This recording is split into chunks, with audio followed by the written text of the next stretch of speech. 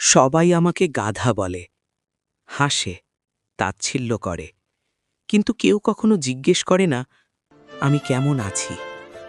ভোর হলে সবার আগে আমিই বোঝা কাঁধে নিই। রোদ, বৃষ্টি, কাদা কিছুই আমাকে থামাতে পারে না, কারণ আমার থামার সুযোগ নেই। মানুষ ক্লান্ত হলে বিশ্রাম নেয়, আর আমি শুধু হাঁটতেই থাকি, কারণ আমার থামা মানে কারো স্বপ্ন ভেঙে যাওয়া। আমি চিৎকার করি না, আমি অভিযোগ করি না, চুপচাপ দায়িত্বটা বয়ে নিয়ে যাই। এই কারণেই হয়তো আমাকে সবাই গাধা বলে।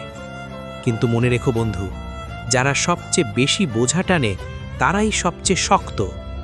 গাধা হওয়া অপমান না, গাধা হওয়া মানে নিঃশব্দে লড়ে যাওয়া।